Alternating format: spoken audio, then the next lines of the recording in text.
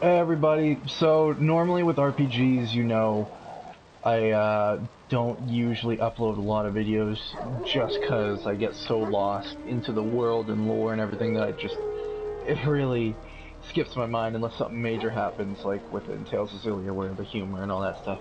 But anyway, I was finally able to break out of that, thanks to the Gwent game in Witcher, which I'm not even gonna go into it. People who play Witcher, it's an amazing card game. I'm addicted to it. It's like crazy, and I was just able to get a completely separate deck ready to go besides Northern Realms, which you're stuck with for like half the game, and I finally collected enough to have another deck go at it.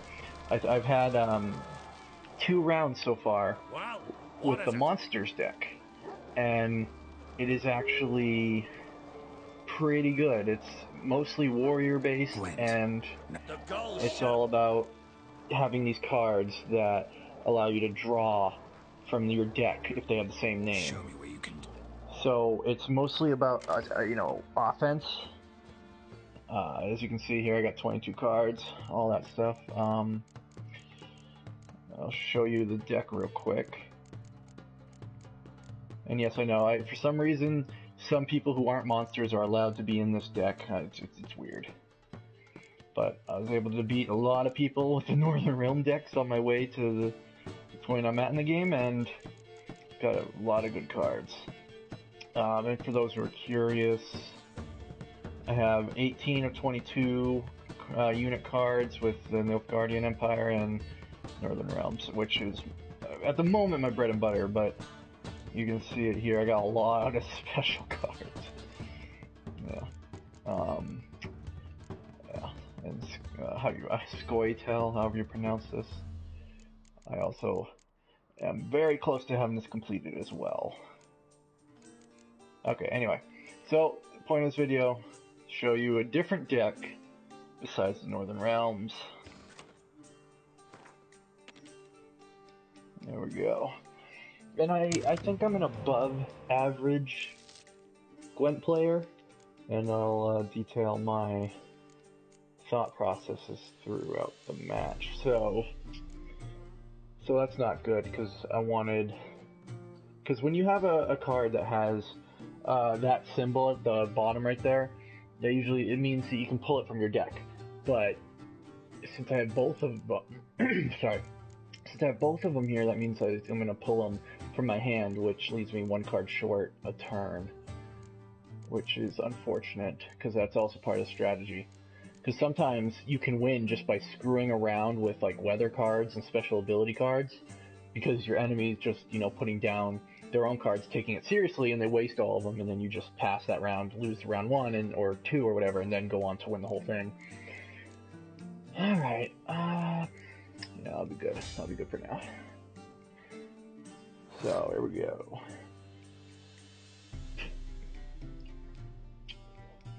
So let us start with a vampire, and he'll bring at least one other out. I believe I have, yeah, one. There we go. So now I have 8 total here instead of just 4. Uh-oh. Doing the same thing. Oh, good God. And the one downside of Monsters deck is that, because it's so offensive based, when you go against another Monsters deck, you most likely don't have like the Biting Frost, which makes all of the attack cards a value of 1, so you don't want to hurt yourself. Alrighty. So I'm thinking I'll get rid of that. This guy has a special effect to get rid of the highest card, close combat card, if the total value of the row is over 10. So I'll play this. Gets rid of that 5 up there.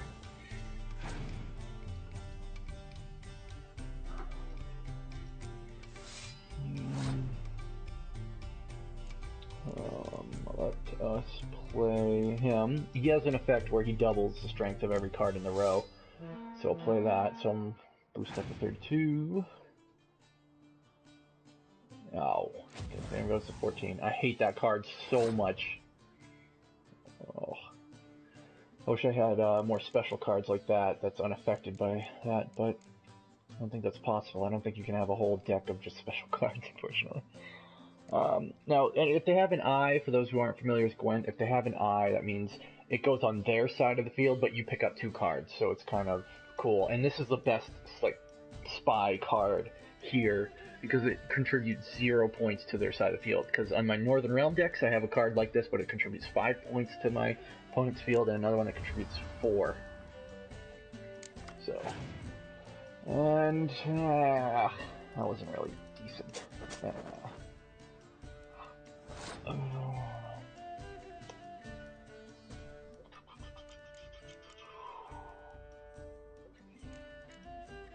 Alright, so I'm gonna play him in the warrior path. He gets doubled up, and then I'll play the blowing horn there, which further doubles their value. I was not lying when I said Monsters deck all about offense. All about warriors.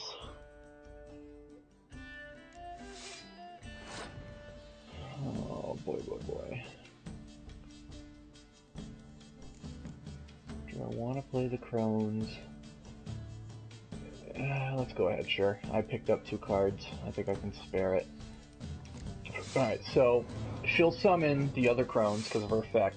They're all in the field, and they're all doubled thanks to that card and the blowing horn. So yeah, obviously he's passing. And I win this round. Normally, though,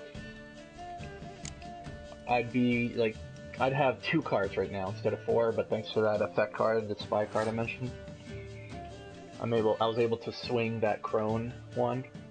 Also, yeah, a perk of the monster deck is you win a round, or each round, a random card stays in the field, which is helpful.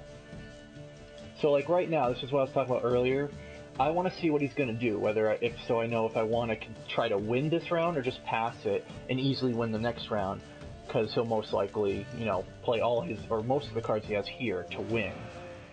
And if you can, make his turn happen, like before he wants to, then it can help you win the third one with just a single card, which I've done many, many times. Alright, let's play you. I don't think I have any others, yeah.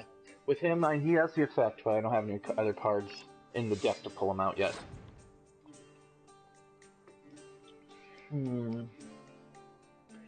And now I'll use my leader's ability, which counts as a turn, luckily.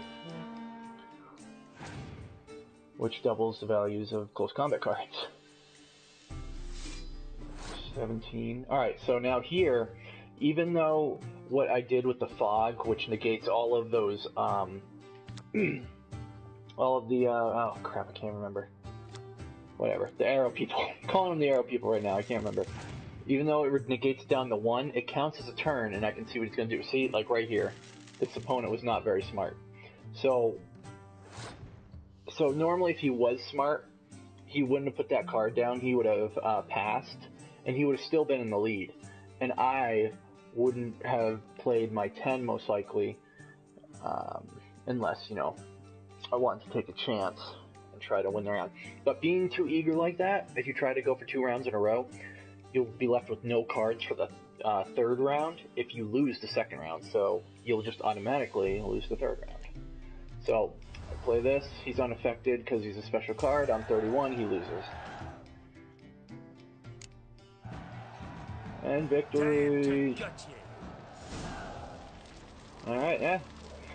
So that is the monster card deck, at least from what I have so far. Oh, I got a new vampire card too, awesome. Add it to my collection. Sweet. So vampire, grave hag. So right now, I'm gonna remove him since I don't have other archas, or however you wanna freaking say it. Alright guys, so I'll make other videos as soon as I complete the other decks as well. Hope you guys enjoyed this one. And if you want more of, Gwent commentary or anything, let me know. I'll gladly make more.